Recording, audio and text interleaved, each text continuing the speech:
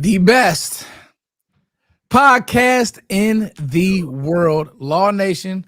No, yeah, you gonna do it, Lost in Skies. There you go. There you go. Yeah, there we go. Let's see. Yeah. There we go. And remember, nothing but the best. No Skywalker Steele today. We'll see him back on Thursday. Law Nation, John Machota got a lot to talk about. So we had this plan. We had this show planned, and obviously, still grieving the loss. I'm pretty sure the players and everybody of Marshawn Nealon. But we'll talk about this today. Just kind of how the defense will look. We obviously got the good news that Revel and Overshown will play, John. So I'll let you talk about that.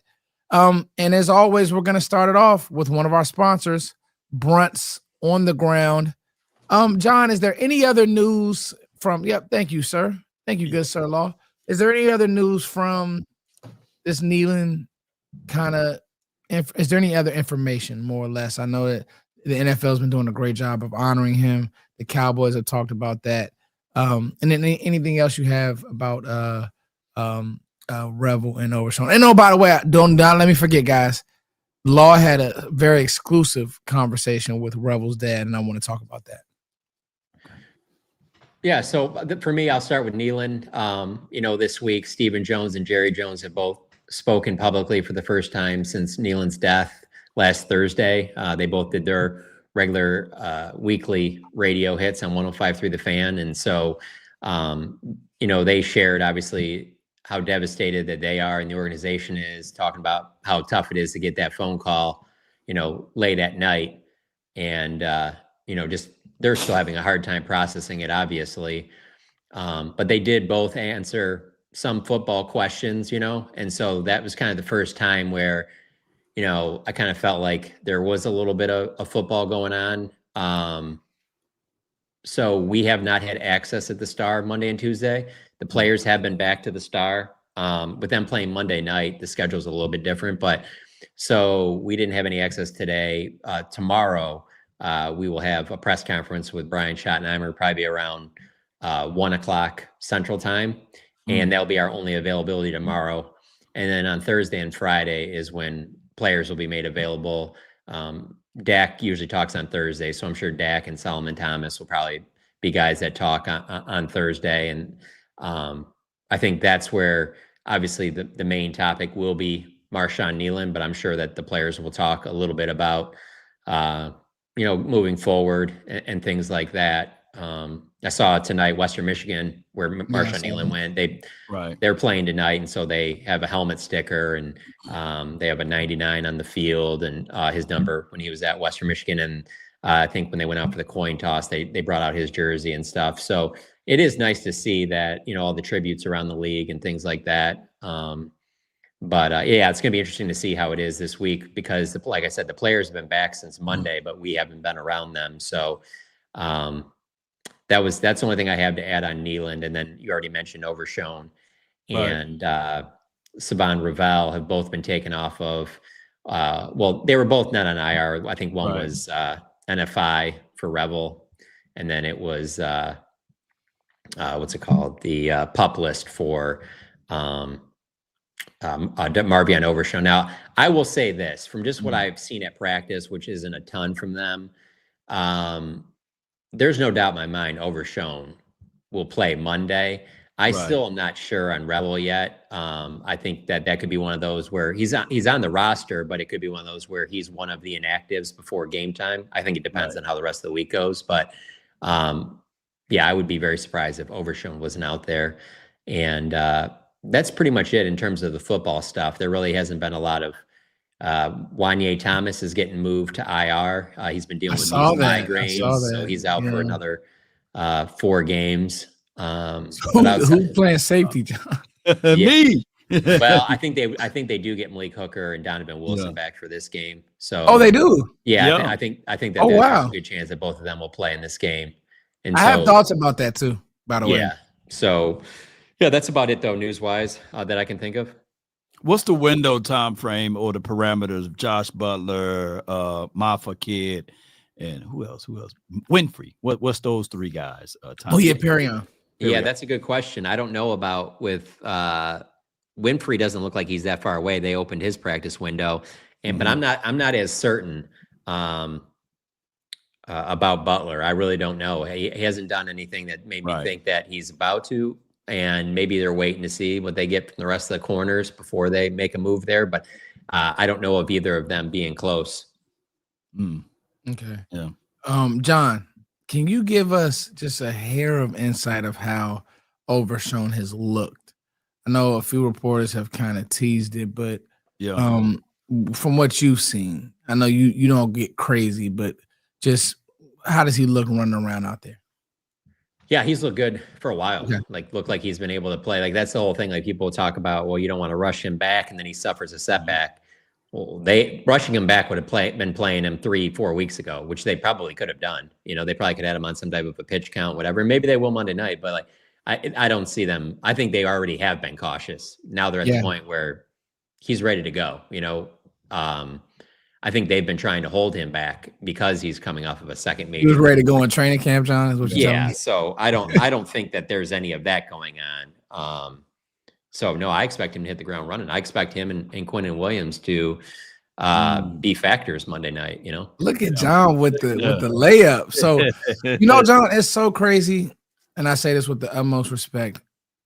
I was talking to my pastor, and if you would have told me how last week went, literally the sequence of events, it would have been felt like a movie scene. How everything has happened. Yeah. And you in that, John Law, we haven't even got to talk about Quinton Williams. On this platform, we have not got to talk about his impact. So I wanted to spend our first 30 minutes just talking about Quinton Williams is now a Cowboy. Law, what are your high-level thoughts on literally a top 5 defensive tackle, top 10 probably defensive player on the Cowboys? And then I'll toss it to John. Most certainly. John and Foots, I'm a sore loser, y'all. I mean, when we got lost to the Cardinals, man, it takes me, John, I don't heal like Wolverine. It takes me about 2 or 3 days to get over it, For real, Foots, it takes me a minute. And then, of course, we hear the news of the 94. And then, of course, we hear the news of Quinton Williams and all of that. So it was kind of like a very up and down type of week for me last week. Sure. But I can contest to this, going to PFF and just pulling up Quinton Williams before I look at the tape on what he did for this season. Seeing that 90 as it relates to stopping the run grade was like the first time I ever saw blue right there outside of last year when we saw D-Law's grade there. So I think that he's going to bring a lot to the table, being able to stop the run. He already have 7 tackles for loss.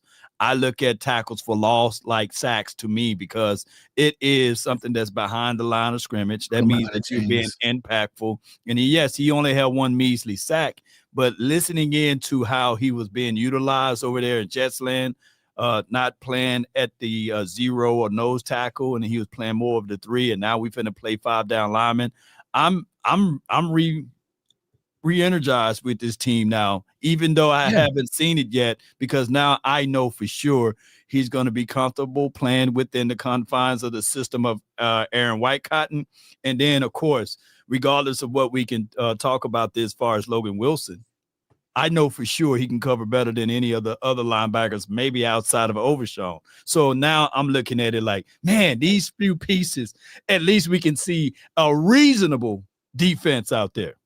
Yeah, John. Yeah, you should for sure. That there would be a lot of concern if you don't, then that's when all of a sudden you're just like, okay, well, maybe there does need to be some type of staff changes in the offseason. But if it looks like they're headed in the right direction and they look improved, then there'll definitely be something to build on. But yeah, I think that Quinton Williams hits the ground running because of the fact of that he's coming off of really 2 bye weeks for him. So he's going to be about as healthy as you can be for this time of the season.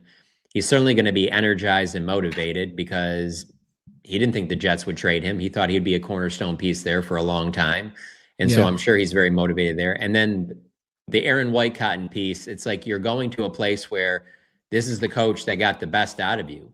And now you get to work with him again. And he clearly knows what your strengths are. And so I think what it leads to is just, it leads to seeing more of these 5 down fronts where you could see more 3 defensive tackles, with then Donovan Ezeraku and Jadeveon Clowney as the 2 ends. So, I don't think that all of a sudden now it's going to be all of a sudden this really good defense, but I think that you're bringing in more playmakers. So while I still think this defense will give up some big plays, you're adding pieces that should make more big plays for you. And this defense was clearly lacking that. There just weren't enough big plays. That's why I had been saying for a while that I don't know why you just don't leave Maris Leafau out there. I understand that there's some things he probably doesn't do that the coaches love, but he actually makes plays on the ball. And so few guys were doing any of that. And so I think you're going to, with Overshown, with Wilson, obviously with Quinton Williams the most, that these guys should all be hitting the ground, making plays immediately. And this defense is needed that badly. For me, it's when we got Kenny Clark, it was like, okay, we'll be able to stop the run. We'll be good. And he's been a clear upgrade over what we've had. Because, let's be honest, and this isn't to knock Mozzie, but you got nothing out of Mozzie, right? You just didn't. You didn't. It is what it is. And so the Cowboys were able to move on, right? So with Kenny Clark, it's like, okay, got a plus player, not quite the level of Micah, but you get a player in return and you get the picks. You're like, okay, then we saw some good Kenny Clark. I think that Kenny Clark, he's been one of your better defenders. Unfortunately, the defense hasn't been great, but he's been one of your better defenders, right, John? And so now you get an upgrade of Kenny Clark. And I think that's where it gets good. Paired with how well Jadeveon Clowney played, I think that Jadeveon Clowney versus the Cardinals was outstanding. Got in his rhythm. I saw your post. Got in his rhythm. He got in his bag a little bit, Law. Like and maybe it took him a little while to get his sea legs going. Yeah. What John is saying about the 5-man fronts is interesting because do you send Clark or Osa to the bench? Probably not, right? So now who do you have that you would want to be playing over them? And well, that's what I'm saying, John. So nobody. You would I'm talking about the entire defensive line. Nobody. You would want. You're going to work in Sam Williams when Winfrey comes back. You work him in, but like that's about it. So that that's why the 5-man front makes down lineman against the Cardinals or not. I think it's where this defense is at. It's a lot about putting out your best 5, and I think those are your best 5. Yeah, you put your best 5 out there, and then for sure to say to yourself, if any of these guys need a spell, can you imagine Osa coming in as a spell? Or in the pinch, if they rotate in this, and Donovan Ezeraku is killing it on the edge, man. This is a match made for us. But now we just need to see it, though. We just got to see it. Yeah. I think now what you get is this, Law. You've had enough time. The bye week with everything that's been happening, obviously it's a lot, right? Literally a lot. But the bye week is to look at your staff, look at your players, and say, okay, what adjustments can we make? John, I think you're spot on. 5 down linemen. If there's a way I can get Kenny Clark, Osa, and Quinton on the field at the same time, that's probably what I'm doing. Right? If it's me, Donovan Ezeraku's a starter. If it's me, Jadeveon Clowney's a starter. And then everybody else has to get reps how they get them. So there go your 5. There you go. Now, with your linebacking core, that's where, okay, we need to have this conversation. We do. What are you guys thinking? Does Logan Wilson come in and immediately send K9 to the bench? Does he send – I think Shamar James will. If I'm him, he'd probably be happy to just sit and learn behind a guy like Logan Wilson, who actually has played for a while. But where you guys at with the linebacking core? Because what I saw on tape is you see a guy in Logan Wilson who is better than what we have out there. Right. Come on with it. Yeah. There's just no other way. So what happens with the linebackers and whoever wants to? John, what do you think? Well, I'm just gonna say this though, and the tenacity, the going downhill, K9 is not all bad, okay? And I get it. Don't the K9 name is so funny. Where did that come from? Yeah. Brian Schottenheimer says it every time he talks about him, so I'm just gonna give it to him, man. I believe Cavante Turpin should get K9 versus him, but that's a whole nother conversation. So what I'm looking at, if I can control the middle of the field, and Logan Wilson, I know he's cerebral. I know my eyes are not deceiving me as it relates to him playing that Mike position. I don't know if he can pick up this defense, but I got to say to myself, if you put him in the middle of the field, he's swifter, he's faster. He's got to the point that he can pick up things a whole lot smoother than a K9. And K9 is one directional. And you put him closer, you send him down. That's how I gotta say it, man. I mean, he was number 9 in college, and so that was his nickname in college. So okay. Yeah. But Brian Schottenheimer just says it every time he talks about him. I think that I still think he's gonna play a bunch in this game. I think that they're gonna slowly move it to where eventually Wilson is the one that takes over. But I find it hard to believe that they're just gonna throw Wilson out there right away. And he's just your middle linebacker, and that's just it, green dot, for the rest of the season. I think that they want him to win it in a competition, and so I think that that's why it won't be just him right away, unless that what Brian Schottenheimer said last week is just all not true, and that they really are just going to give it to him. But from what he said, I'm going to give him the benefit of the doubt and say that they'll probably, obviously Wilson's going to play, but maybe they don't just completely put him out there for every single snap yet. But I can see what spot where it eventually becomes that. Yeah. Before you go, Foots, I really believe it's going to be those ways, like you said, John. It kind of likened to like what we seen out of Trayvon Diggs week 1 when they kind of like put him in a few series. I think that that's going to be the same situation. If Savon Revel get a chance to play this Monday night, it's going to be that with him, and could be possible with Logan Wilson. How many weeks Logan Wilson been here, by the way? But just the one. Yeah, I mean, I think he got signed the day before Quinton. Yeah, so it was last Tuesday. I mean, that was the same day that he just got traded in the morning, and then since last Tuesday. So I'm sure. But when he was in Dallas, he got in that Tuesday. He got in early, huh? Yeah. Quinton got in on Wednesday. He was tired. So I'm sure they're both ready to go. I mean, I don't think that's any question. It's just about you're going to be the green dot Mike linebacker, so you got to make all the calls. And do you know all the calls of this defense right away? Maybe he does. I don't know. Maybe he's quick on picking this stuff up. I don't know. But you remember about week 2, week 3, they were talking about one-liners on the defense, make it simple. Oh yeah. So if it's still simple, he should know it. Yeah. Just saying. Law, he's played a lot of football. Yeah. Listening to him interview, he seems like he's really smart. He seemed like he was happy to be here, John. That was the energy that I got from him. So I think with the linebacker room, I think that if it's about playing the best players, in my opinion, it's about play. It's not going to take long for Logan Wilson to get on the field. And you traded for him. I don't know why. Dallas doesn't have time. They don't have time to do a bunch of and I heard what you said, John. You're right. Theoretically, you would like to, go win the job. Right. Problem is this. You go out there. Training camp. But bro. Let me ask you this, John. If you go out there and you win this game, man, next week, Philly, I want him on the field versus the Eagles. No doubt. You know what I mean? I don't want to see. I love you, Murray. I don't want to see you this game. Maybe in spell work versus Philly, but so that's just kind of where I'm at with it. And can I bring up this other one point? Mm-hmm. Even though we got Quinton Williams, and I like him, I think that he's going to do a wonderful job. We don't have big burly guys outside of Toya. How you say that guy's name? Yeah, technically we are still light. We don't have a 340 or 350 guy.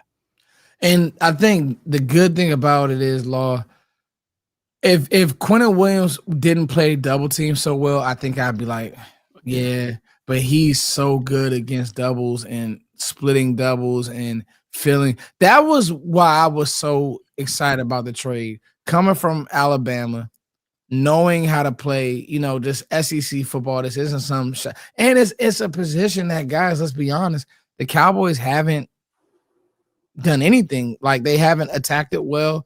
They don't draft it well, clearly. So John got a smile on his face. No, it's funny because when you think of like, okay, so who is he the best? Who's the last time they've had like a really good defensive tackle like this? And it's like, you got to go back to Jay Ratliff or Leroy Glover. You know what I'm saying? Like, I mean, this is a ways. I mean, literally, I was in high school. Over 15 years, Right. John, I was literally in high school. Yeah. Hatcher, Jay Ratliff, and Leroy Glover, right? Yeah. And like, do we put Hatcher as like Hatcher was good. Yeah. But I probably say Leroy. Leroy was really good. Leroy Glover was really good. But I think Hatcher was the last guy to give us double-digit sacks from the inside. Yeah. Let's talk about that. Are you guys looking for sacks, or are you guys just looking for a shirt up defensive line, like that, where teams just can't push us around? I'm looking for guys to make plays. Because like I said, you're not going to be a defense like the ones we saw last night between Green Bay and Philly. You're just not going to be that. Yeah. I don't know. I don't even care if people think I'm crazy. I can see a path to you having that kind of defense next year. Oh, for sure. Yeah. When you have 2 ones, Quinton Williams, if you tell me DeMarvion Overshone's healthy, obviously Osa's signed. One of those first round picks is probably got to be a DN, and the other one's probably going to be a corner. But like, there's a path to where the defense could be really good next year. I don't think that's why I think the Quinton Williams thing is bigger than anybody that's like, well, why would they do this now? That's not going to save this season. No, it's bigger than this season. So, but this year, I don't see that happening. And so because of that, I need to see playmakers, whether it be pressures on the quarterback to get the quarterback to make some awful throws. Off his spot. Hits on the ball, like the ball on the ground, things like that. And then I just need fundamentally sound. Yeah. I can't have these zones where there's just guys wide open, like it's Alabama playing Kent State. Like, this just can't happen, And so Kent because State of that, what's that? I said Kent State catching a stray. All right, Bowling Green, whatever you want. I'm from the Midwest. So you just can't do that. And so I've seen too much of that this year. And those are signs of very bad defenses that go beyond just players. That's in the coaching too. When you go several weeks where guys are they don't look like they know what they're doing.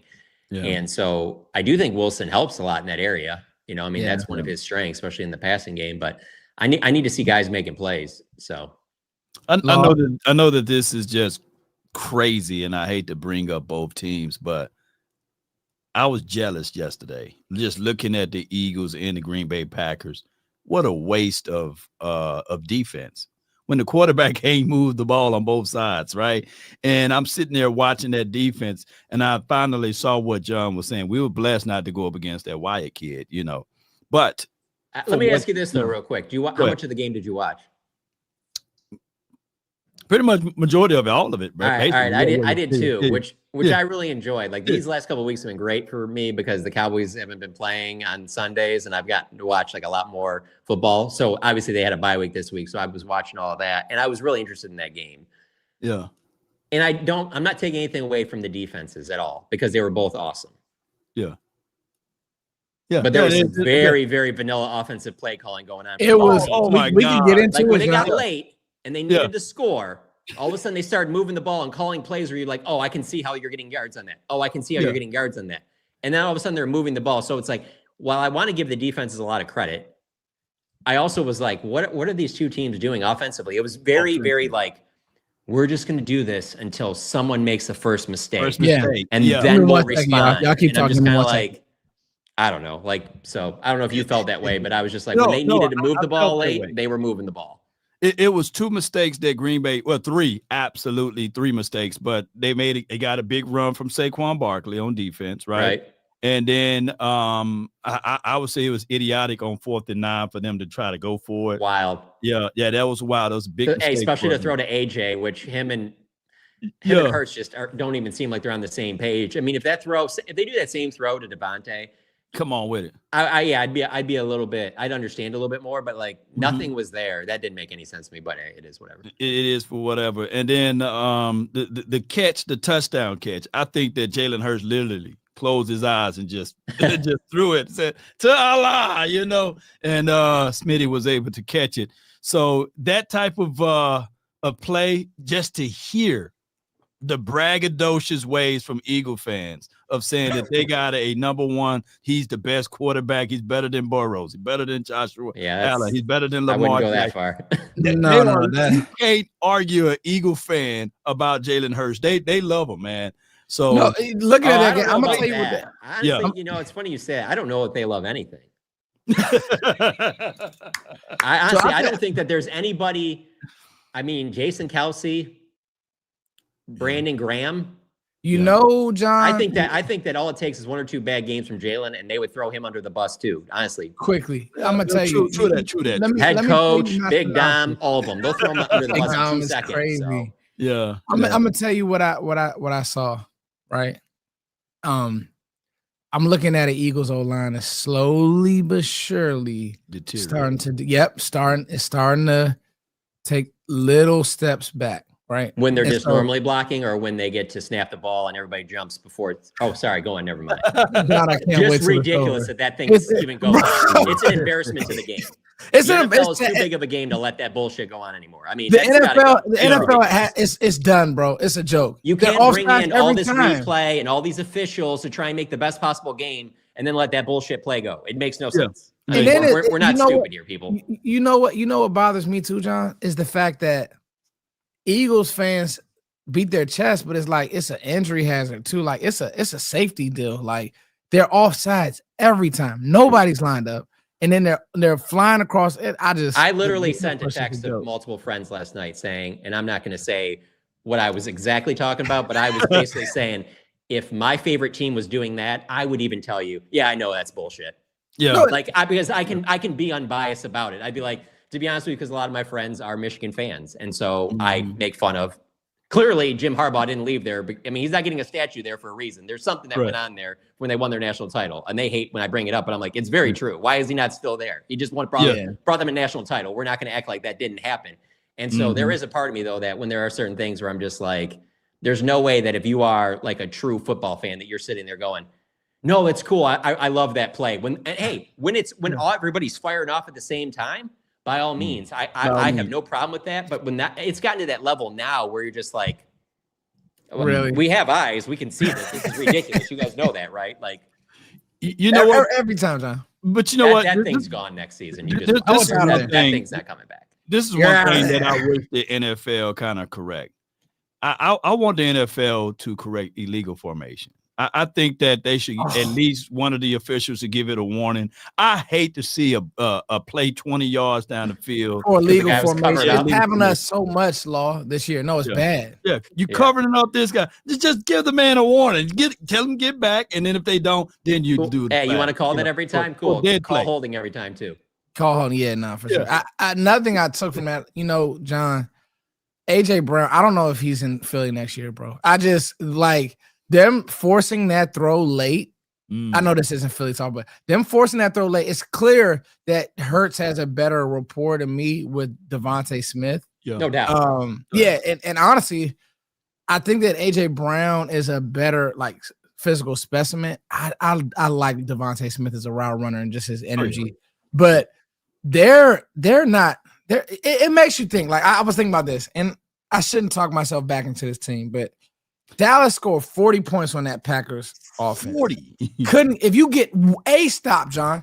Is Quinton Malik? These guys good for a stop. Probably win that game. It makes me think that when you play Philly here in the next week or so, if the defense is just a hair better, because they know this team. We know this Philly team. And I don't want to look past the Raiders because they could go out and lose to that Raiders team. I'm scared to watch that game. Right. But my point is, if the offense recalibrates because they started off super hot, you do think like, man, if this defense can just give you anything. Now, I want to talk about this before we get to the second half of the show. Actually, you know what? Let's do the read. We're at our 30-minute mark. Let's do the read, and I want to talk about something that I think is extremely underrated. People will probably laugh, but I've been spot on about this. But let's do the Sleeper read. Thank you, Sleeper, for sponsoring this channel. Sleeper is the #1 fantasy sports app. It pays to know sports. Pick more or less on top players. Your first pick is on us, so start winning now. Play in Texas, Georgia, Minnesota, and 27 more states. Pick anytime across all sports, pregame or live. Over 10 million players are already on Sleeper. Make your picks count. Score up to 1,000 times your cash. Join today. Get up to $100 credit using the code HMA. Call your shot on Sleeper. Download now. Sleeper, use code HMA. Thank you, Sleeper, for sponsoring this channel. We got 500 strong, man. People missed us, John. I'm just saying. They missed us, y'all. Come on with it. And then also much love to Sky. See you when you get back. All right, Sky and John. Now I gotta be badfoots. You guys just really got my spirits up when you said Donovan Wilson and Malik Hooker were coming back, because I'll tell you this. Say what you want about those guys. If you go back and watch our safety play, there's nobody who could tell me it didn't get worse, John. It got worse. As much as people who don't like Donovan Wilson, the one thing that Donovan Wilson will do, Law Nation, is tackle. Yep. He will get players to the ground. And people say, well, Foots, that's his job. That's what he's supposed. No, it's different when you see who's the little back we played in Denver, and you see this guy running through the whole defense. Man, 6 would come through there and at least get him to the ground. At least pop him one time, you know. It would be a big hit. It would be something. And I think with Hooker, with some of these changes on the fronts, I think Hooker at least brings you some type of stability, right? Like we had guys back there. I love Wanye Thomas. I don't think he's ready. I love him. I know he's a fan favorite, but the migraines got him really bad now, though. So the migraines, but I'm just looking at the play on the field. I mean, I gotta call. They're looking for them to add a Quinton Williams safety type, like something they maybe should have done for the last 15 years. John, I said you can't leave this draft coming up without getting a safety. Can't do it. No, yeah, you get one in the 6th. That's when you'll get your safety. John, why are you doing this to me? I got 15 years. That's why I'm doing it. I wish this was my first year covering the team, so I could just kind of duck my head and pretend like I don't know what's going on or anything. But 15 years of watching this, your next safety will be in the 6th round. But yeah, go on. So round 1 and 2, we're going. I would love to be proven wrong on this. I would love to be proven Caleb wrong. Downs, baby, he coming, baby. I would cry. If y'all want to see me attempt a backflip, but no, in all seriousness though. Hey, egg moment, John. We'll bring it back to egg. But no, in all seriousness, I would crack an egg. I'm excited about the stability that the safety play. At least it won't be. You talk about soundness, John, and being. I'm okay with those guys back. I just, who's the undrafted kid from Syracuse? I'm all right on Clark. Yeah, like it's a good camp name. Julius Woods, I think. Yeah, around there. Yeah, these guys. No, I'll tell you exactly. I'll tell you exactly what it is at safety.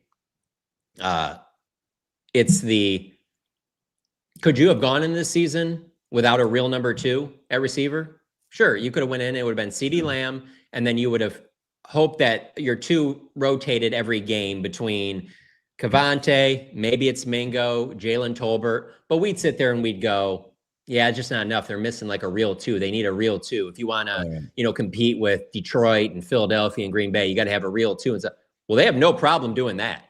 They were going to get that number 2, whether it was at pick 12 at Teteroa McMillan, or they were going to go get George Pickens, or they were going to go get, there were other veteran receivers that they were going to make a trade for. They weren't going to sit there. And I just feel like at safety, they've been fine with being like, no, we got 2s. We're fine. Yeah. Yeah, and I'm not talking about just this one. I'm talking to Jeff Heath and I'm back. And it's not being disrespectful to those guys. There is a difference between those guys and like a Derwin James. You know what I'm saying? Like there's just a difference. I watched the Commanders game, John. I'm watching Brian Branch blitz, cover. Just he's all over the field. Those type of players. Yeah, no, I will say I think that crew is going too far. I don't think you pay 2 safeties either, though. And I think they're going to do that. I would not be doing that. Yeah, that's going too far at safety. But you can put a bigger resource into safety than you have. Again, this isn't even about this year's safeties. It's not about the 2016 safeties. It's the last 15 years safeties. Right. And these group of guys are a whole lot better than what Toxis just said Jeff Heath was a GOAT. Yes, by Cowboy standards, he was a GOAT safety for sure. Yeah. Of the last 15 years. And all of those boys and just going back since Sabah and of course, Church was good. Name. Church was the only Xavier Woods. Yeah. Church was good, but everybody else was like, dang, man. So when you start talking about if Hooker get back this particular game, I do, and I understand that he's the only guy that's probably knows the ins and outs of Matt Eberflus' system. He was a rookie when Matt Eberflus was a DC and Coachland. And when I was able to talk to Hooker just a little bit, not to give out names on who were just lost with communication, he said a lot of things. He said, Sky, you was on point. And you mentioned Hooker Foots, I think 2 or 3 weeks ago on the show. And I snipped it and I sent it to him. He says, man, he was right on the money with Elam. So, oops, I said his name. So there is that communication has been a real problem here. And now that we going into these type of situations, hopefully with pressure up front, they can alleviate some of this. I'm just there's no doubt. You can sense the Hooker. Listen, I told people Donovan Wilson, and I don't know why people have looked at Malik Hooker as he's a punching bag. I like Malik Hooker. I think what John said it. Okay, we're looking for stability. A lot of times, guys, when I'm watching the coverages, I'm watching bad corner play more than anything. Right. And that's not a knock on anybody, but that's what I'm saying. Hooker, 9 times out of 10 is where he's supposed to be, right? The play, you're probably talking about the play versus the Bears. Hooker got blamed.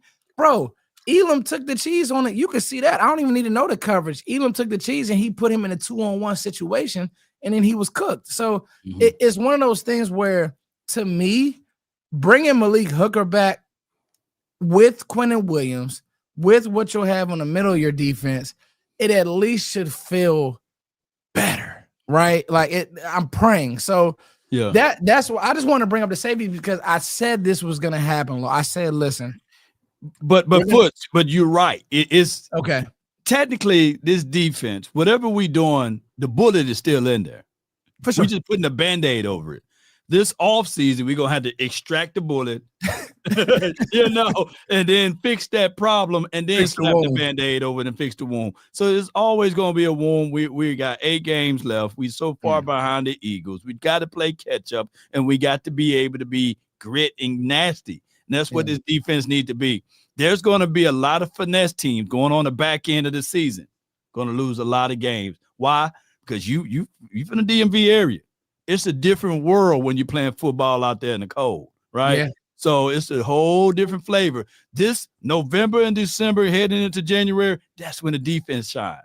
And our defense has been not shining even on the warmer weathers. So hopefully by us adding impact guys like a Quinton and a Logan, hopefully this can at least rev it up a little bit. I'm looking for toughness, Law. You said it. You go out and get this Raiders game, okay? You win this Raiders game. That Eagles game, show me a tough team. Show me a team that can get 3 more stops. I'm looking for 3 more stops a game, Law. Just 3. I'm not saying go beat the Packers. Give me 3 more stops. Quinton knife through there versus Saquon, get a stop, put them in 2nd and 14. One thing I noticed about that Philly team, when they get behind the sticks, their offense really shuts down. Okay, right. So is that Overshown doing certain things where you're using him exclusively as a blitzer? He did that a lot last year with in that Eagles game. Those are the things that I'm looking for. Eberflus, because I'm gonna tell you this: if this defense does start to trend up, I don't want to fire Matt Eberflus because I don't want to start over. Right? If this defense and you looking at it, you like, man, you know what? It's not bad. Get him what he needs. You got him Quinton Williams. Go get him a real safety. Go get him a real corner.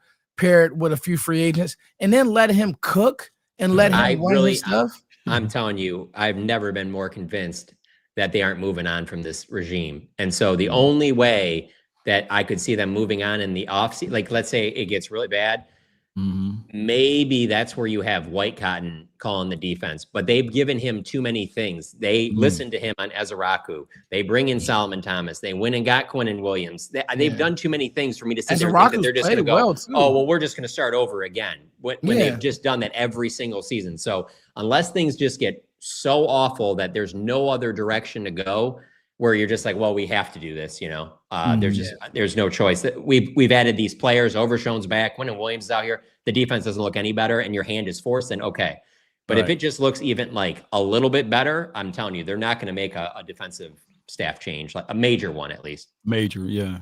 I mean, think about it though, John. And I don't know if you had anything, Law, but think about this. You took away his air quote best player. They've had massive injuries. You were expecting a lot more from Diggs. You didn't get that much. And Elam has been a great disappointment. That's not to say that Matt Eberflus is absolved of. Right. He should be better. Once you get Overshown back, that speed on the next level is we're gonna feel that speed. We're gonna feel his energy. The front now. Now I've said this. And I've been on record. You needed a real one in his defense. You had to have it. Now he has it, right? No issues whatsoever. If he can't make this look better, then I'm with it. But if he does, you have to give him just a little bit more time. You got something, John? No, just stupid text. Sorry. Okay. They blowing it up. Like I said before you go into that, I said this quote last week, and I'm gonna say it again. She say she know how to cook. We giving her pots and pans now. She said she needed them pots and pans. So come on, Matt Eberflus. You got 8 games. Let me get an omelet or something. Man, let me say cheese this. in mine. Put some little cheese in mine. Law, you are on the clock. You had a great conversation with Savon Revel's dad. Right. I'm interested. I caught a little bit of it, but kind of take your time. What did he say about his son? Those dads, man. I call those football dads. John, those football dads will talk you into thinking that their son is a Hall of Famer before he even played a game. I'm telling you. Oh, John, I wish you had to take on that bet last year, man. Stacey Elliott, I got a chance to talk to him. He said he had $10,000 on the table to anyone that can present tape that his son is washed. You know what I'm saying? And I'm sitting here like, come on, man, read the rule. Come on, Stacey. But with Savon Revel Sr., this is a whole different situation. I think that, of course, we can go back and talk about what Nick Saban said about Savon Revel Jr. Of course, we can say, yeah, he turned down Texas, Alabama, and I believe Ohio State and all of those other schools that really wanted him to be there. So what I'm saying is injuries will set you back, but he's been coaching his son for over 20 years, and he knows that his son is what his son is capable of. But what we don't know is football, NFL speed, right? So I'm always proceeding with caution, but I can tell you he got the traits. I've seen him move around. I've been able to see him go in and out of his cuts. Now, that's going up against the wind. That's going up against somebody that's not in the National Football League. So now we need to see him going up against real pros. John will be privy to that probably in practice or being able to see him walk around and ask him a couple questions. But as much as he said good things, Foots and John, I don't want to outspeak my wisdom teeth. I want to be able to see him out there versus the Raiders doing his thing. But I'm not finna say what he can and can't do at this point.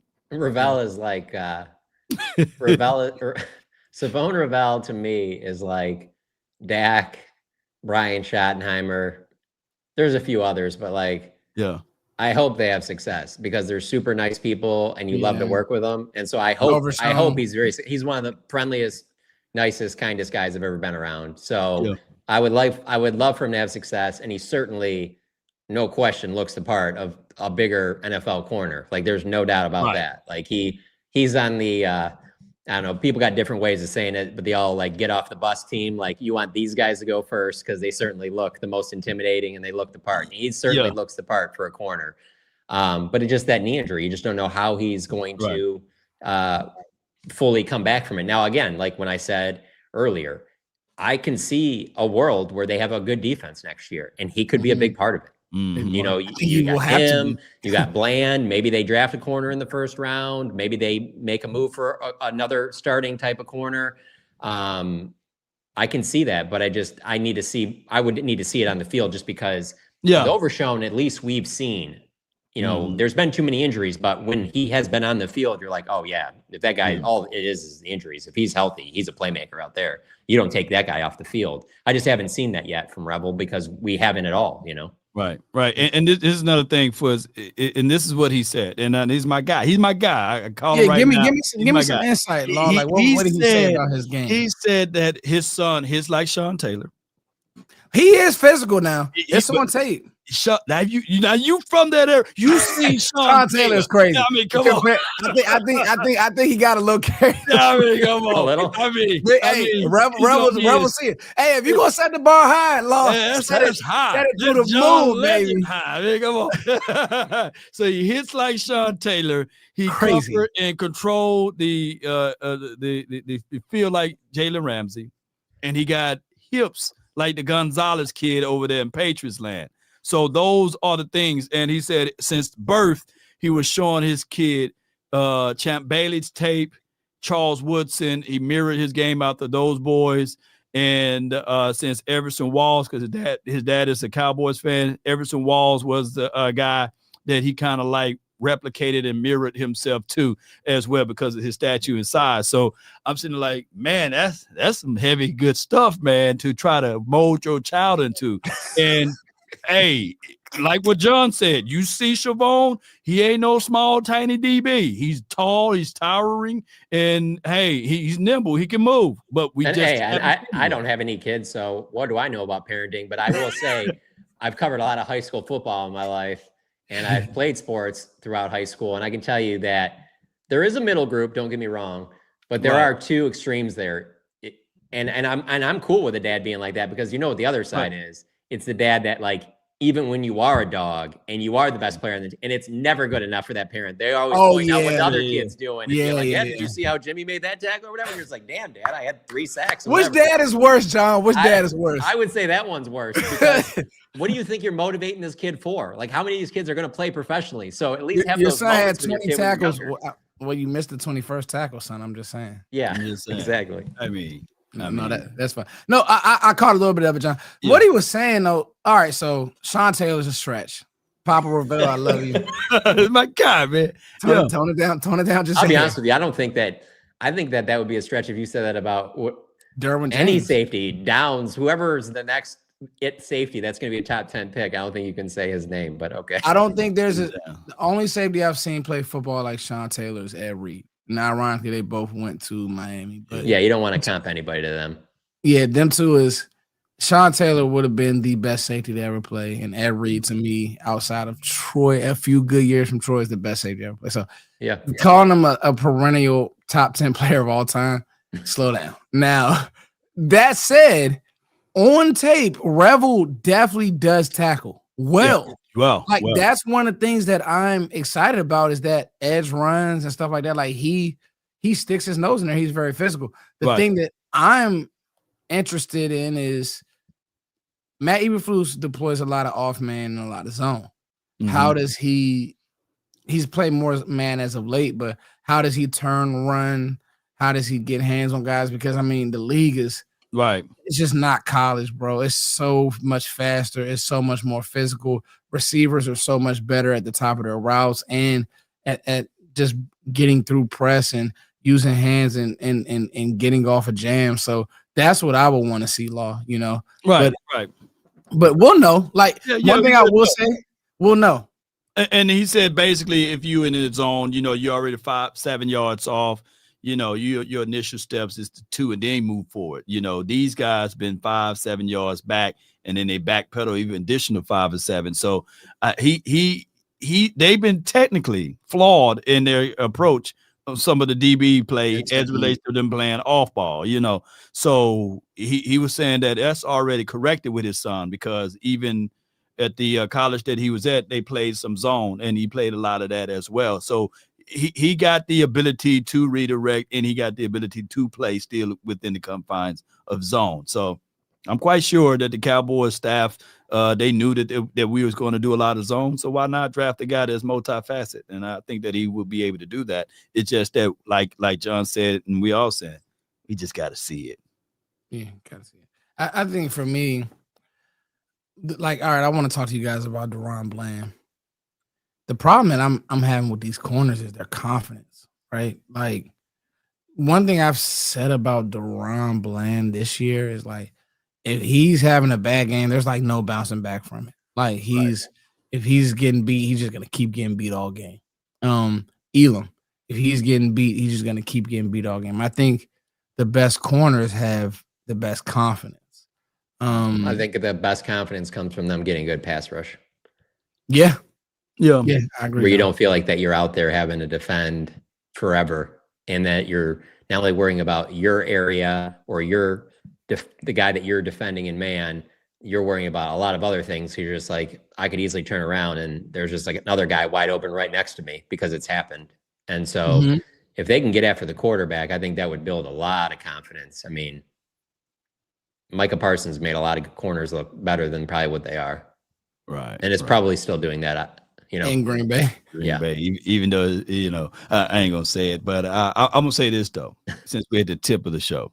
Oh, whoa, hold on. Say it. Yeah, no, say it. I'm just gonna say, everybody in Eagles land was saying like, oh, he had one solo tackle. He didn't do anything last game. It's Parsons. I'd make the argument that part of the reason they went so vanilla is because of him. They didn't want to have him absolutely just wreck stuff early, which is a good plan. Don't get me wrong. Yeah, but also, I mean, let's be honest, Philadelphia.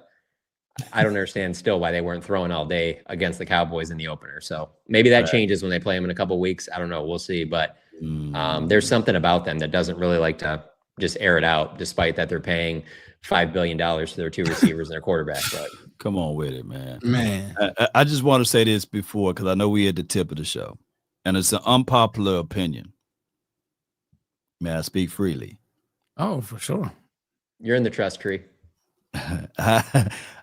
I have big reservations now with my offense. It's been 2 weeks, and we haven't looked efficient. And true. I get the defense. I understand the defense is for what it is. But damn it, that offense, man, it's got me up at night. I'm thinking, like, what's going on? What's the problem? Is it more so dealing with the offensive line? Is it head play with Dak Prescott? I don't know. What are you guys feeling with this offense? What's going on? Why we can't score? Why we can't move the ball? This will take us to the end of the show for sure. I think, part of it is the defense being so bad, it's gotten in their head. I mean, obviously, they're not going to say that publicly, but it's hard to watch them these past two games and not think that has factored in. And then also you watch just the way that the Seahawks put up 44. I know there was defensive touchdowns in there too, but just to see how Seattle went after the Cardinals. Like, the Cardinals are not like that. Denver, you can sell that to me a little bit. That Arizona game, they're Seattle just in that game. I can't get past that one. And so, especially after how you played against Denver, there's a lot of motivation going into that next game where the offense should have looked a lot better than it did in that game. So, and there's a lot of guys. I mean, the offensive line can be better. Dak could have been better last couple of weeks. These last couple of weeks, he hasn't been as good as he was the previous weeks when he was in the MVP conversation.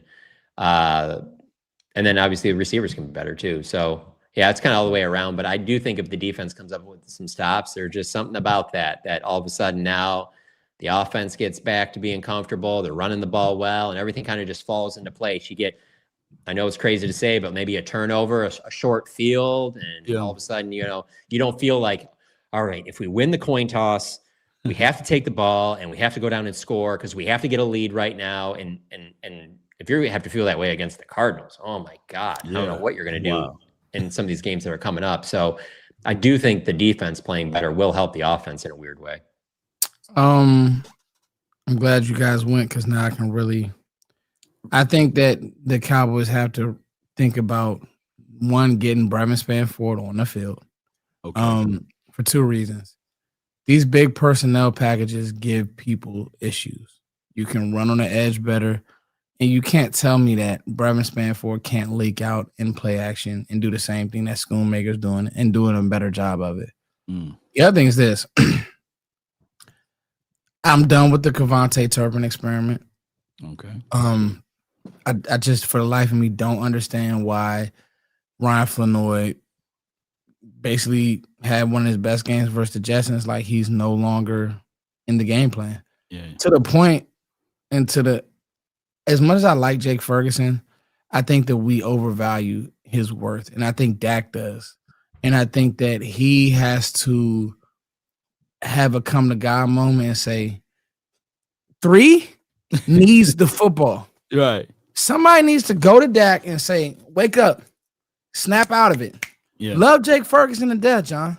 He ain't Tyler Warren, huh? Yeah, he hasn't broken a tackle all year. Yeah. Catch, go to the ground. Him and Dak, if you look at it. Well, and the other thing is, too, with the Pickens thing is how many times does he not catch it, and then you get the flag where you're not really getting that, with a Ferguson or some of these other guys. With Pickens, all over it's like body. Pickens clearly has the respect of the officials too, and so that also factors in. Sometimes you need a little bit of that Shea Gilgeous-Alexander to where if it's even close, you're like, nah, he's going to the line. We already know this. He's a walking bucket, John. And then I think, bro, I don't want to make this about CD versus Pickens. I just think they need to do a better job of like filling out, like, bro, it's been games. That Green Bay game, bro, Pickens looked like an all-pro. The Carolina game, Pickens looked like an all-pro. The Jets game, Pickens looked like an all-pro. Like, he's put on film what you need to see. Stop with the targets to Ferguson, bro, in the red zone. I don't want to see it anymore. I'm done. Like, offense is my side of the ball. So just the thinking, right, John, and how we're thinking, Law. If we're in a high red area 5 and in, I need a fade. We need to practice fade. I need to practice fade. Are you talking about like with no safety over the top and then a corner who hasn't played all season who comes off the bench for that play? Yeah, that's a good play. We should probably call that. Yeah. Someone write that down. We're gonna throw it to this congested area where there's 3 receivers. Yeah, no, we're not doing that. They pay their guys too. I got no time. Hey, John, when can the coach stop talking to the quarterback to the helmet communication? How long can that coach talk to him? Up until 15 seconds. Hey, Shotty need to be. Hey, Dak, I get what you said with Ferg and CD. I went fishing together, but I'm seeing Pickens 1-on-1. Just throw it to him, bro. And so in all seriousness, you don't want to create. But another thing is this. Defenses are telling you that we're going to take away 88. So if they're going to do that, bro, the ball don't need to funnel to Jake Ferguson. I get it in the flow of the offense. That's all well and good, but let's design shots to 3. Let's get 19 involved. 19 is show you that he's a great blocker, that he'll catch everything. The drive that we had against Arizona, the one that we finally got going on, the first catch went to 19. It was a big catch. And then the offense rolled. I love everything we're doing with Javonte Williams. We need another back. You got to stop fumbling that ball too now. You got to stop fumbling the football. Stop fumbling that ball. He has to stop. Yeah. But offensively, Law, you're not wrong because I can see a world, I hate to say this, where the defense starts playing better and you're like, all right, offense, don't start doing the goofy stuff. And they'll have some tests against some good defenses, the Lions, obviously Philly. But yeah, like it's – I would literally move some furniture. The next final 8 games that we have, all of a sudden the defense become number 1, number 2, and the offense fall and trail off. I'll be like crazy. That'll be crazy. It'll never happen. It'll never happen, though. Trust me on that. I got that one for you. Pigs will fly before that time frame. The cow will absolutely jump over the moon. Go ahead. That would be wild. I do love Jake Ferguson. I want to say that I think he's a great player, but I think that we got to read the room and like, bro, you got 2 guys. Don't make it harder than what it has to be, Shotty. You have 2 guys on the edge. Ferguson is your 3-4 option. I think that Flanoy needs more touches. You see that they're not in a rush to bring, Mingo back or anything like that. So Flanoy is clearly a part of this. This world, this offensive infrastructure, but Hunter Luepke doesn't get a chance to do anything. So Shotty needs to figure some things out for sure, Law, for sure. Yeah. Before we close and everything, John, and Foot. So, John, since you definitely gonna get a chance to talk to Schottenheimer, can you ask how many times or how often will he be in the defensive room meetings now? Because he said in the last few weeks he had to spend a lot of time in the defensive room. Could that be a situation where the offense was stale, a little bit like old chips? Because he was spending more time in the defense. I will use that exact comparison. John, we'll ask the John, you show will actually stale chips. Stale chip off. This is why y'all should be subscribed to the collective. John asks the tough questions. He does. He asked a question that I directly asked him, so I appreciate that. Hey, what a great show, guys. Let's get to this super. Let's get out of here.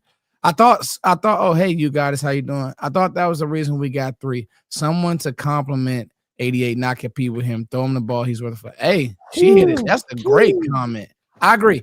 You got it. You're right. You're right. But I'm gonna tell you, within the compliment, there's times that, man, I liken it to basketball, John. When Clay was going off, you know what Steph would do? Pass him the ball.